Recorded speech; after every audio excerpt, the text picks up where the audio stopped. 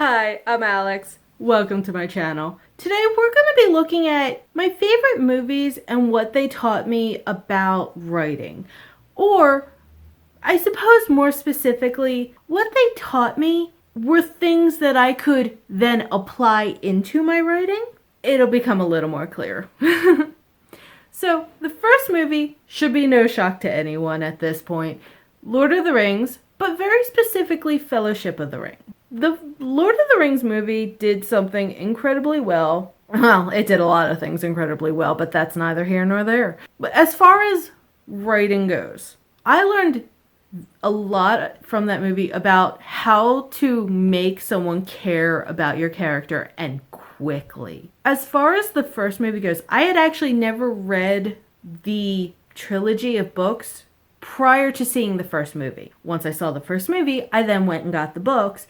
I had only read The Hobbit up until that point. So I had no real prior connection to these characters to get involved in. Sorry about my throat. I have no idea what's going on with that. Very quickly, I grew attached to these characters. It would not have happened had they not been written in such a way that you wanted to care about them. There was something about them to care about. And it was done in a way that within the first 5 to 10 minutes of meeting any of the characters, you were like, I want to protect that one. That's the one I'm protecting. I will go to bat for that one. Mine was Pippin. Within 5 minutes of that little hobbit opening his mouth, I was like, that one needs protecting. We're protecting that one. If anything happens to that one, I'm going after someone.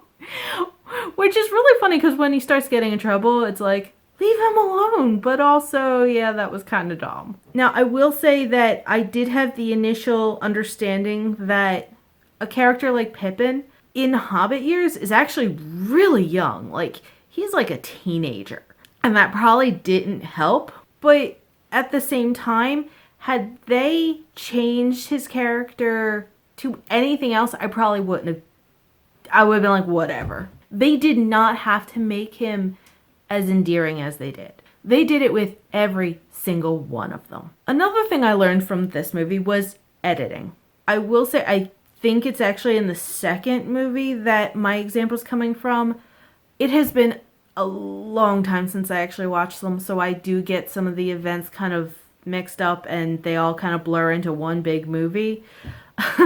Which, if you've never marathoned all three of the extended versions of these movies, it's a thing, especially if you're in a movie theater with a bunch of other Tolkien nerds. I thought I knew this series. Oh no. No, I was showing up badly. Editing was so important. It also bleeds into the book. The Battle of Helm's Deep. They made a production out of that thing. And that's a good thing. It was great. It was a brilliant moment. You got into the heads of a lot of the people we don't normally. It was like 5 pages in the book. That wouldn't have... Reading it out loud would have been like 3 minutes, tops. They spread it out. They said, this is important enough that we want to make a thing out of it. And they did. That is also a form of editing, is when to take certain scenes and make them this grandiose thing. And then when to take other scenes and just... Let's be real, no one would have sat through 20 minutes in the movie of Tom Bombadil, or Bombadil, I can't remember his name, singing his little song poem. That was a good edit choice. That's not coming from someone who didn't enjoy all the poems, and I loved it. But reality, as far as movie editing choices, it was a good one. And that's really even in your stories, deciding what needs condensing and what you can allow to become this grandiose thing. The next movie is Labyrinth. I don't know how many of you remember Labyrinth with David Bowie.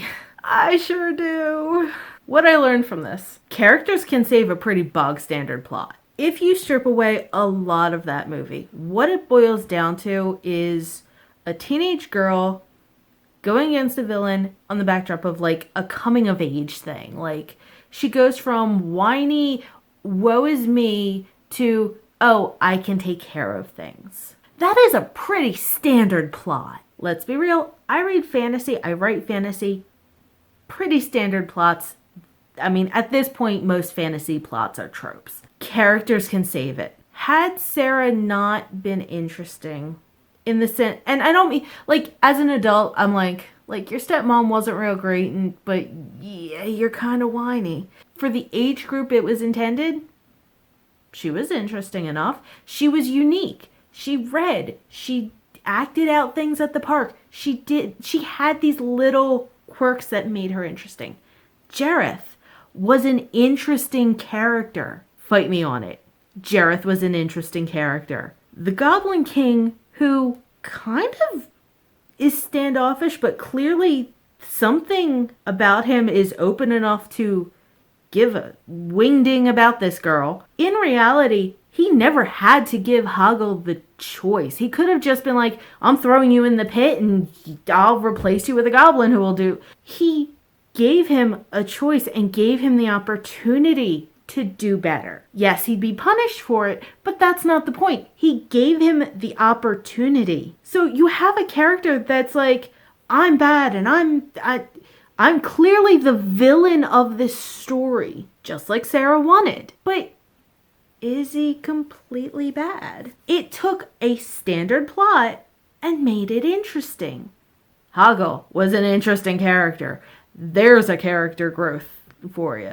Plain plot, characters made that real good. The other thing I learned from it was world building can be very direct without being not over the top, but like annoyingly direct. How many times did we get world building directly out of the mouths of the characters in that movie?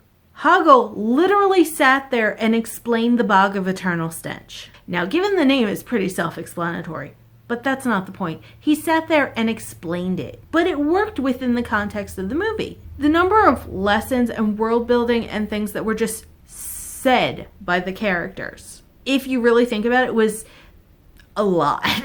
And generally, as writers, we're told world building should be subtle. World building should be something that's, don't info dump. And that's true. You shouldn't, probably. Depends on how you do it.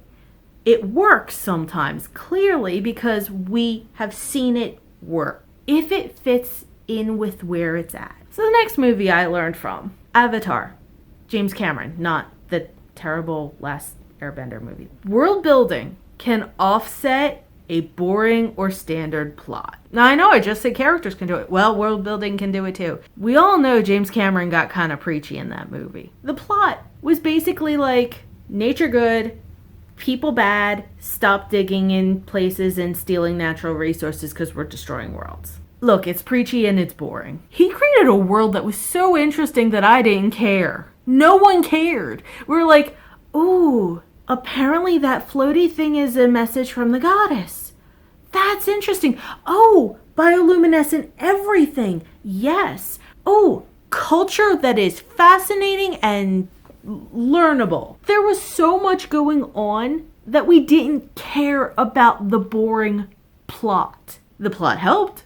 I mean, obviously you need a plot to move things along, but we didn't care that it was literally preaching at us. I walked out of that movie saying I wanted to hug a tree. Actually, I walked out of that movie saying I wanted to be able to speak to trees. World building can do so much to make things interesting. The other thing I learned is you can actually focus. I think this really comes in a lot with fantasy when you're building from the ground up, which many of you know that is a challenge I'm actually I created for myself, was to do a Tolkien story, so I have a lot of building from the ground up. But you can focus on a culture while still moving the plot along. Tell me 80% of that movie wasn't focused on the Na'vi culture. The plot showed up when they needed to move it along.